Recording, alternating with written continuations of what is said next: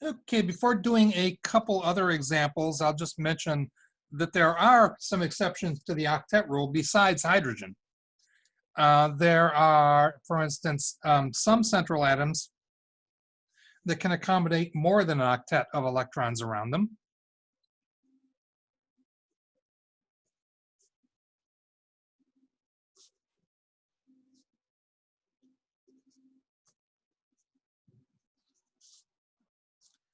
And a couple examples of those would be like sulfur and xenon, sorry.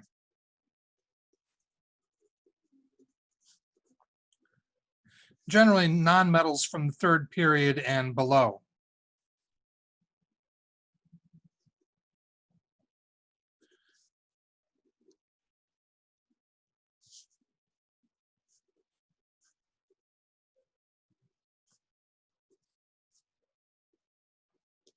And so things like sulfur, phosphorus, larger nonmetal elements like that.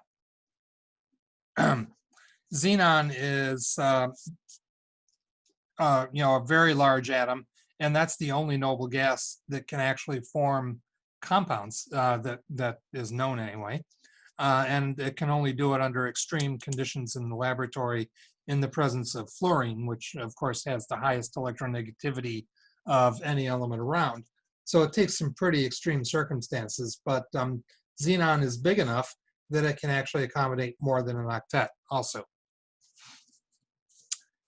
And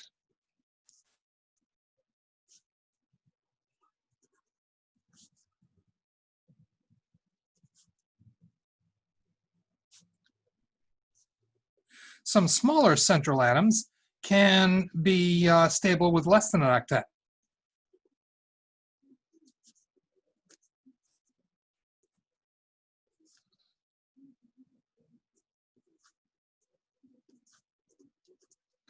And some examples of those would be like boron and aluminum.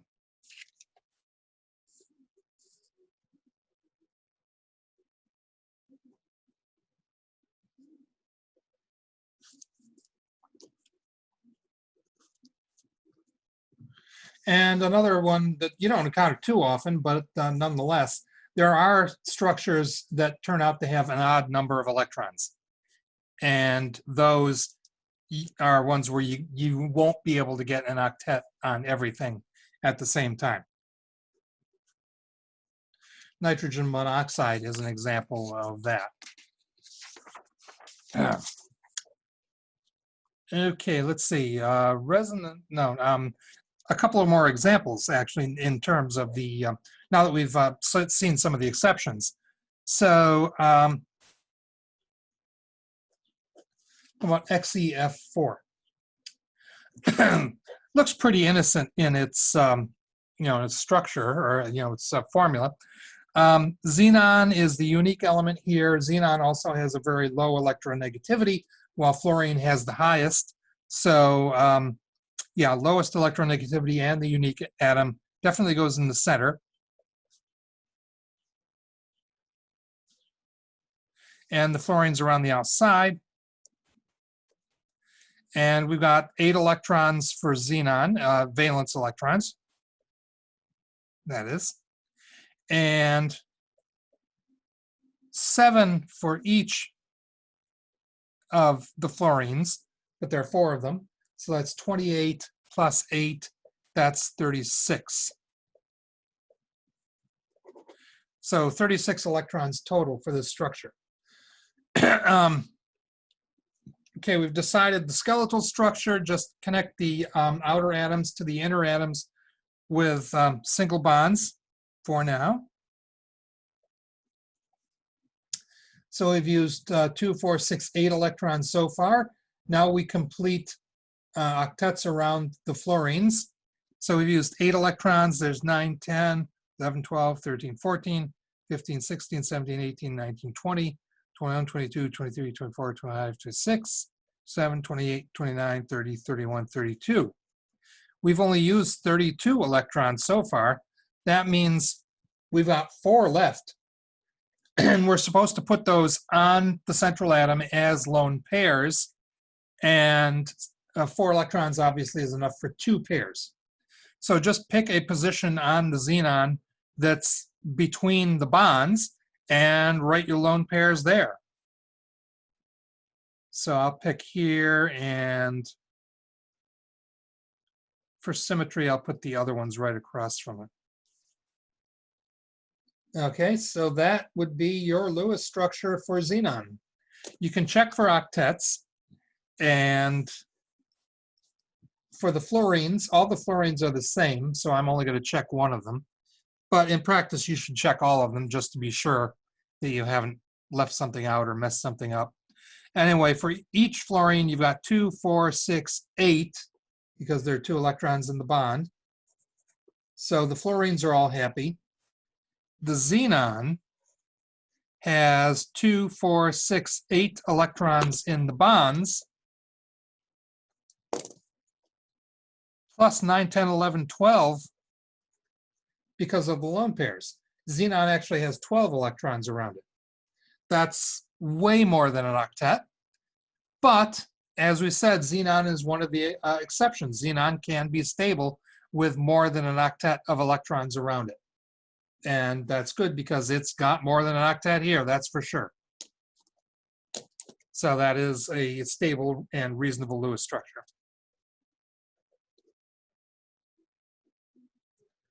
One other example might be aluminum chloride. Aluminum is a metal, so that's definitely going to be less electronegative than chlorine.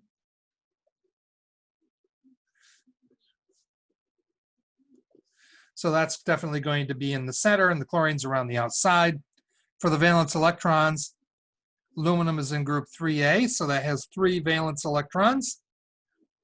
The chlorines have 7 each, but there are 3 of them. So that's 21 plus 3, 24 for the total. If we then connect the center and outer atoms with single bonds, we've used up 6 electrons, 2 for each bond.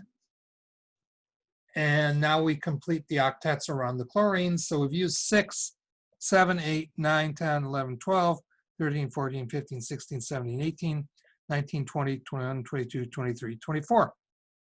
So we've used all of the electrons.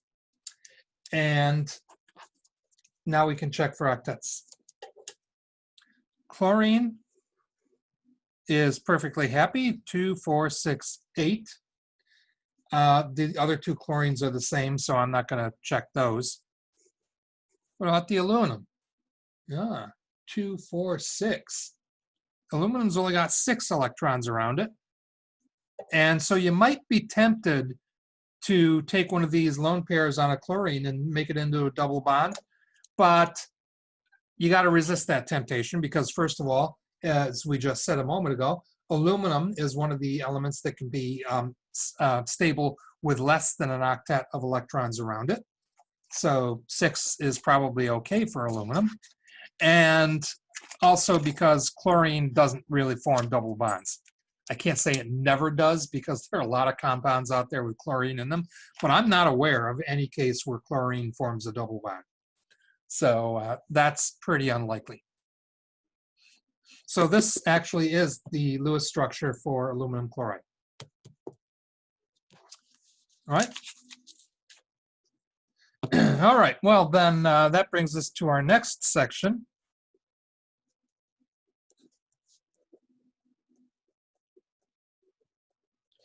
Where we look at resonance and formal charge.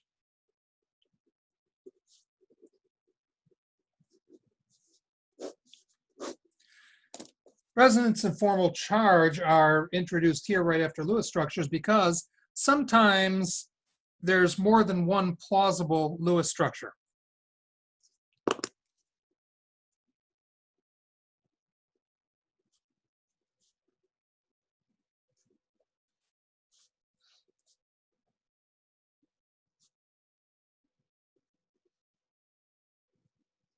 How do we decide which one is right if there's more than one possible Lewis structure?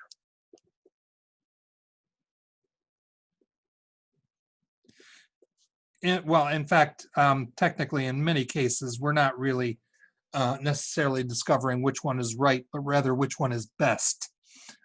Which one would most of the atom or most of the molecules of that compound be arranged like at any given moment. And sometimes, some of the Lewis structures that turn out to be not the best, sometimes they actually do exist, but as sort of a minority representation among the molecules of that element. So there might be a few like this and a whole lot like that, with that being the better one. What really usually happens is the molecule exists as kind of an average of individual structures. Well,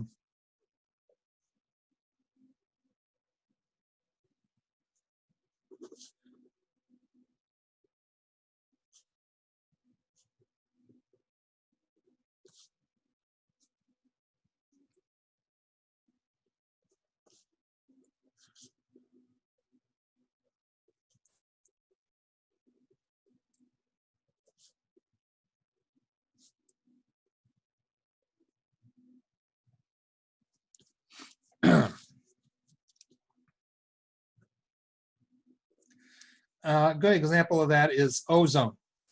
Ozone has the Lewis structure like this.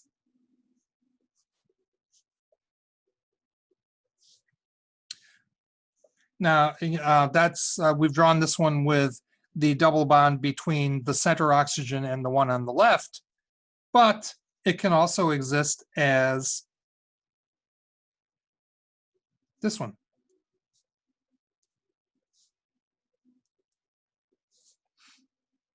And this is what we mean by resonance structures.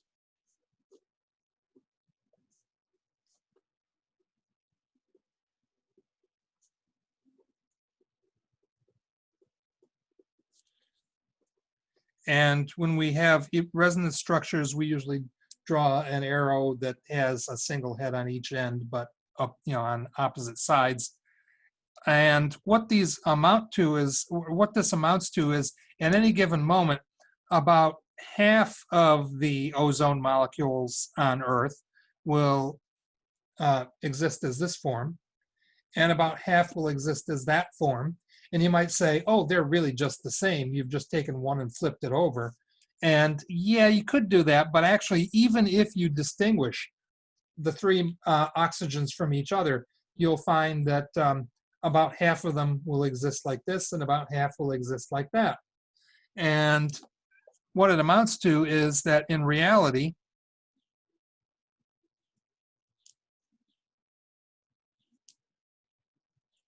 ozone exists as kind of a hybrid between the two resonance structures in which each of the bonds is somewhere between a single bond and a double bond.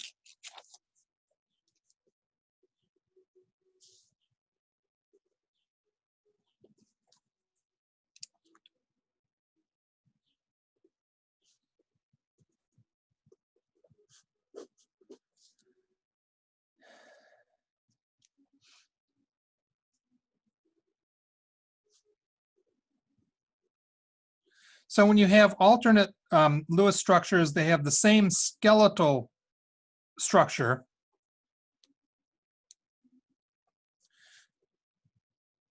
but a different arrangement of electrons.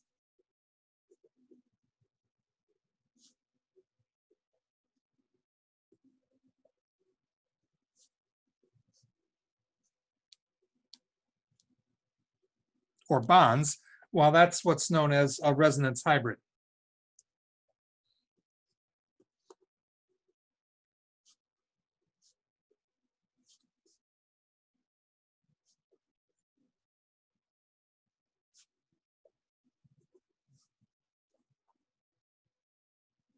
And if you actually look at the length of the bonds in ozone, at any given moment, those bonds are actually between single and double bonds.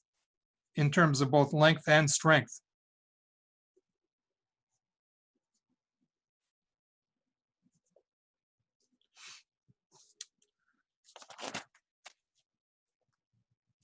The good thing about resonance is basically it allows extra electrons to be spread out over larger parts of the molecule.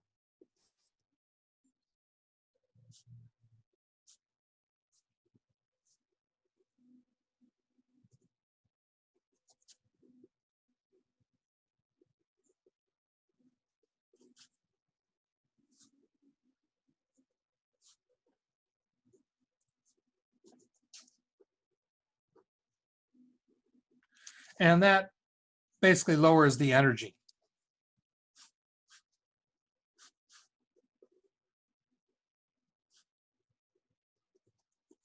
And this is known as resonance stabilization.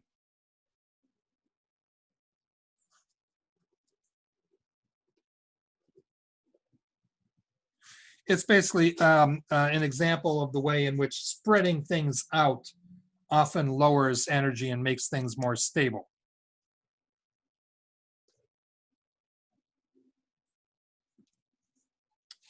Okay, so that often happens when you have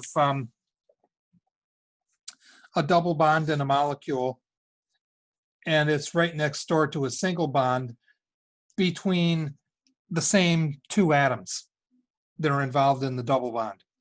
So here you've got a double bond between two oxygens and it's right next door to a single bond, which also involves those same two elements, oxygen and oxygen. So this is a prime candidate for resonance. And it's basically a case where the double bond just switches back and forth between where it is originally and the same two atoms next door. But the atoms themselves stay where they are. And that's what we mean by same skeletal structure. Okay, formal charge is kind of a related topic. It sometimes involves resonance.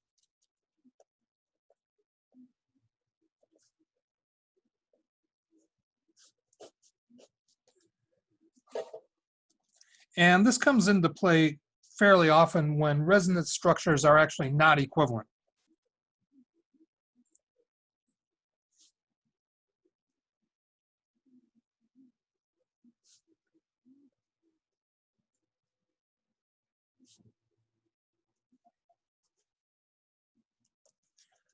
And in that case, you kind of have to decide which one is best.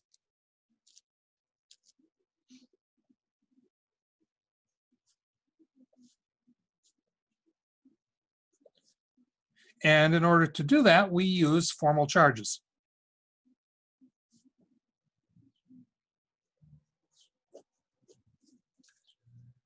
Formal charge is it's kind of a hypothetical charge on each atom in a Lewis structure that helps us decide which alternative structure is best.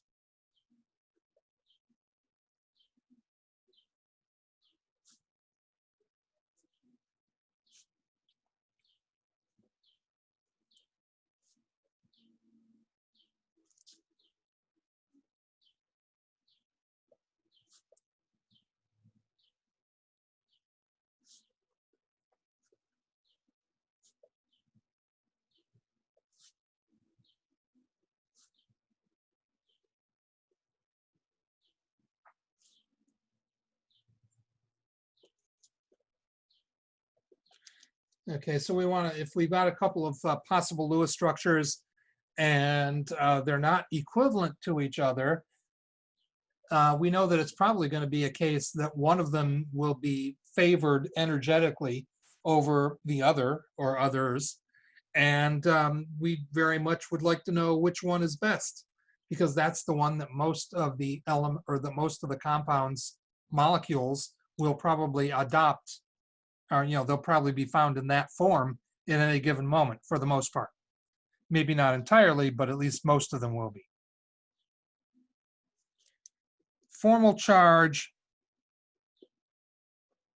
and we often use the abbreviation FC, is the charge the atom would have if all of the bonding electrons were shared equally between the atoms bonded.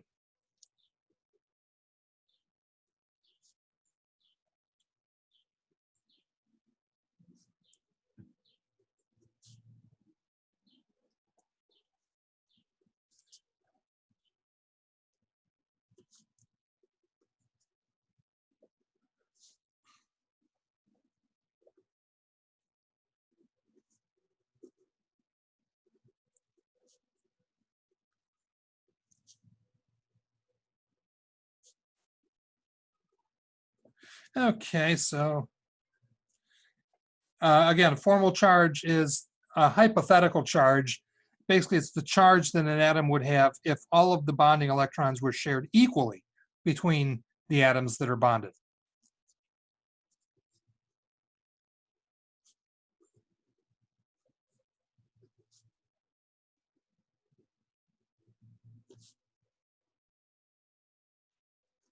And it basically ignores the effect of electronegativity.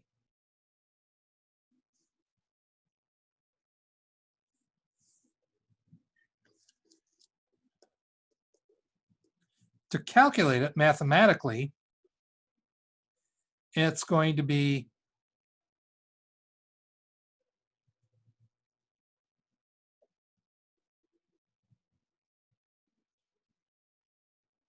the normal number of valence electrons on an atom minus half of the number of bonding electrons on that atom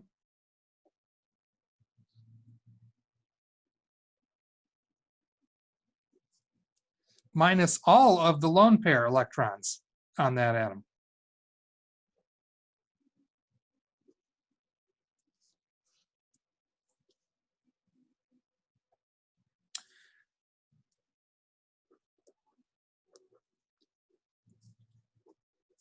Okay, so that's how you actually calculate the formal charge, and you can calculate a formal charge for every atom in a structure. And this is how you do it. For something simple like HCl, the formal charge of the hydrogen would be normal number of valence electrons for hydrogen, which is 1, minus 1/2 of the number of bonding electrons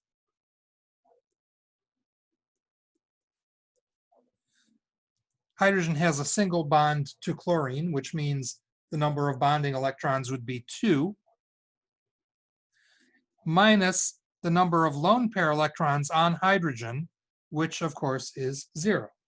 Hydrogen never has any bonding, or hydrogen never has lone pair electrons. 1 minus 1/2 of 2 minus 0 is 0. So the formal charge on hydrogen in HCl is 0.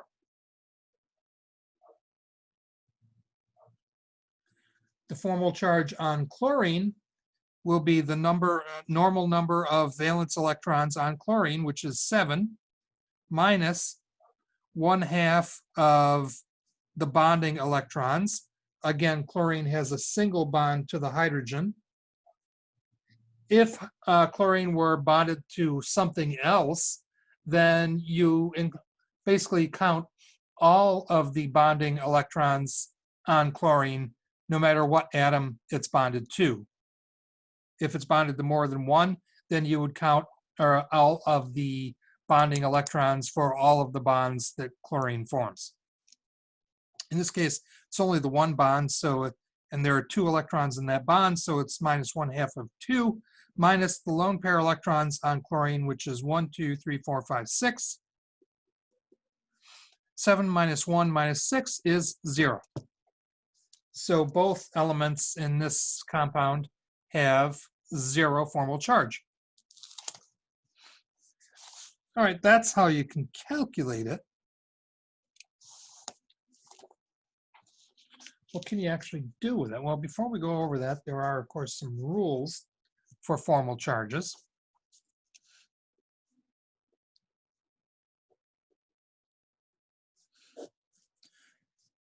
So the total of all the formal charges in a structure have to equal the charge on the structure.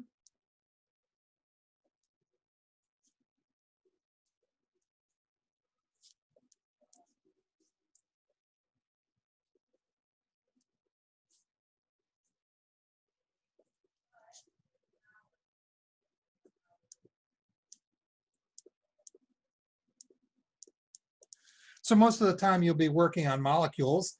Total charge on a molecule is 0.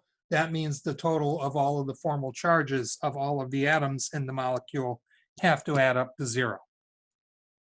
If you're working on a polyatomic ion, like the nitrate ion, which is NO3 with a charge of -1, that just means that all of the formal charges on all of the atoms in the NO3 minus have to add up to -1.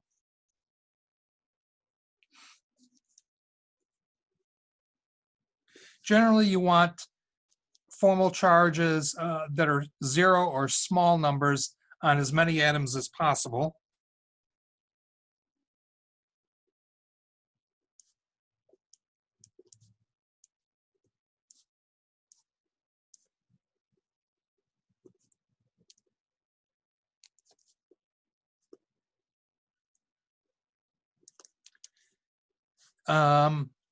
Any negative formal charge must be on the most electronegative atom.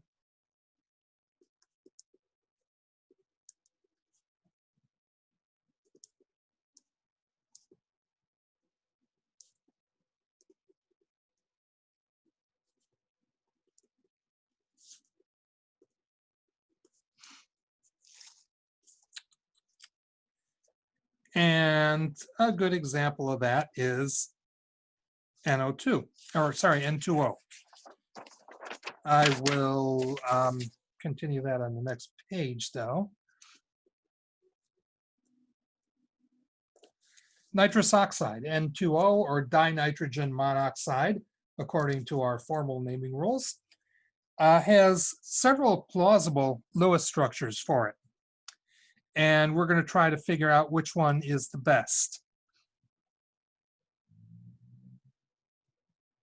There's one of them.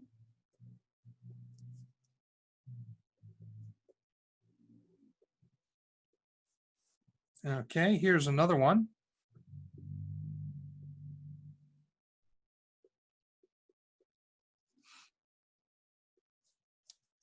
And here's a third one.